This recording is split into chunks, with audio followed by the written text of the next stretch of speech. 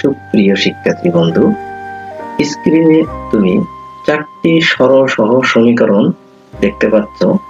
2024 শিক্ষাবর্ষ নবম গণিতের 124 পৃষ্ঠায় জোড়া একা শিরোনামে 4টি গাণিতিক যে সমস্যা দেওয়া রয়েছে, এই 4টি সমস্যার সমাধান আমি এখন ক্যালকুলেটরে করে দেখাবো। আশা করি এর মাধ্যমে তুমি যে কোনো সমস্যার সমাধান করতে পারবে।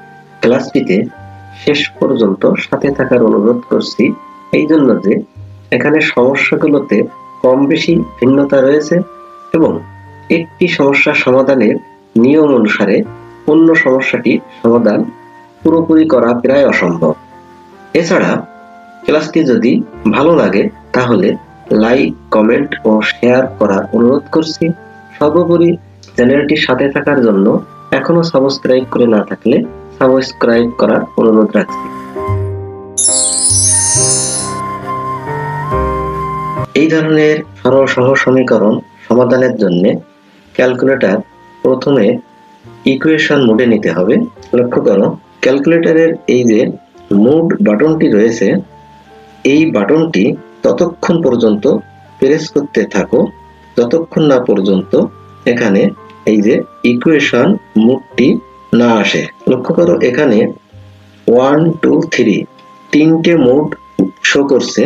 তো আমরা এখান থেকে যেহেতু সমীকরণের সমাধান করব, সেই হেতু 1 নম্বর অপশনটি সিলেক্ট করলাম। এবার 1 নম্বর অপশন তথা ইকুয়েশনে আননোনস অর্থাৎ চলক রয়েছে কয়টি? আমাদের এখানে আলোচিত সমীকরণ জোটগুলোতে 2টি করে চলক রয়েছে, সুতরাং আমরা 2 প্রেস করলাম।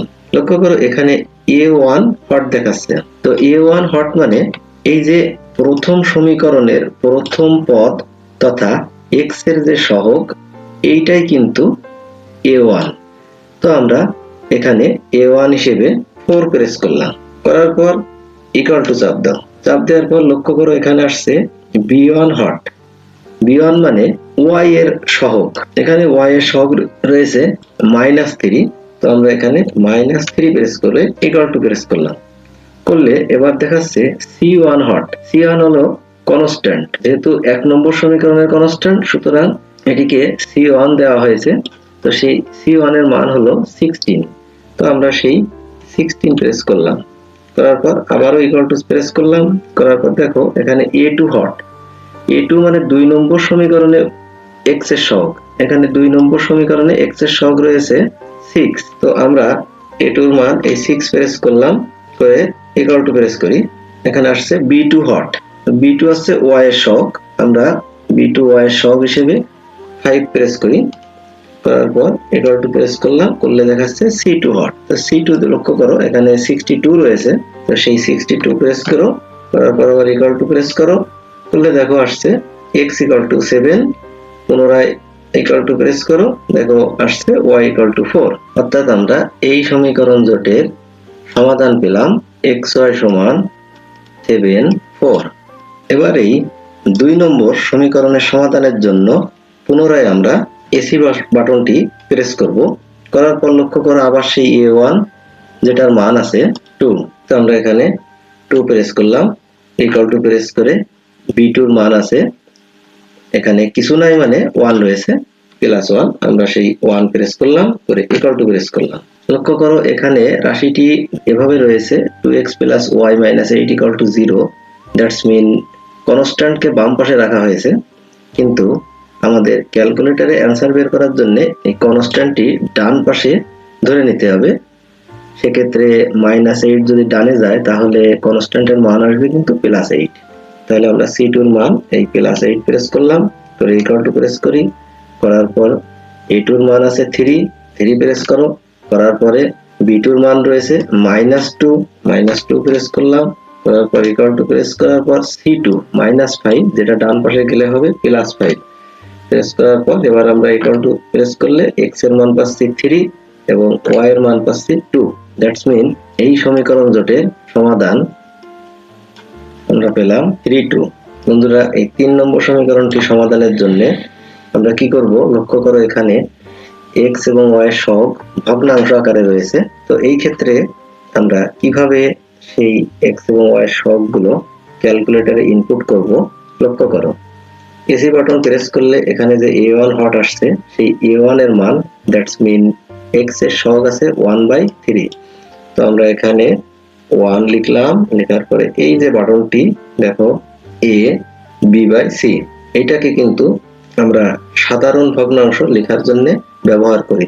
তো এখানে সাধারণ ভগ্নাংশ 1/3 ইকুয়াল টু প্রেস করলে b1 হট দেখাচ্ছে, যেটার মান এখানে রয়েছে 1/4 ইকুয়াল টু প্রেস করি c1 এর মান রয়েছে 1 ইকুয়াল টু প্রেস করি x এর সহগ আছে 2 নম্বর সমীকরণে, x এর সহগ রয়েছে 2 ইকুয়াল টু প্রেস করি 2 নম্বর সমীকরণে y এর সহগ রয়েছে 4 ইকুয়াল টু প্রেস করলে 2 নম্বর সমীকরণে ধ্রুবক রয়েছে 11 ইকুয়াল টু প্রেস করলে x এর মান আসছে 1.5 মানে হলো 1/2, অথবা শিফট বাটন দিয়ে ওই একই বাটন অর্থাৎ a b/c এটা যদি প্রেস করো তাহলে আসছে 3/2, অর্থাৎ এখানে x এর মান আসছে 3/2। এবার ইকুয়াল টু প্রেস করো y এর মান আসছে 2, অর্থাৎ এই সমীকরণ জোটটির সমাধান হলো 3/2 এবং 2। এবার আমরা 4 নম্বর সমীকরণটির সমাধান করব। সেক্ষেত্রে লক্ষ্য করো y কিন্তু ভগ্নাংশের হর অংশে রয়েছে।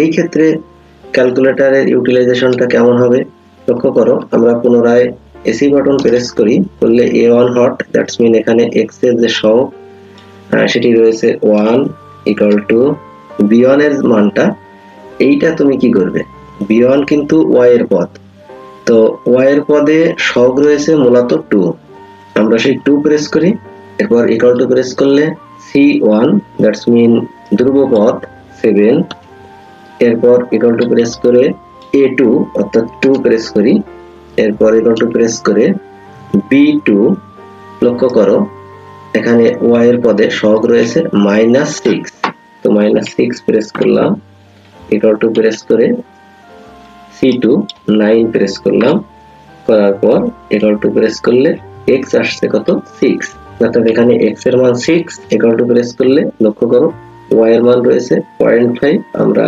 সাধারণ ভগ্নাংশে কনভার্ট করলে পাবো 1/2।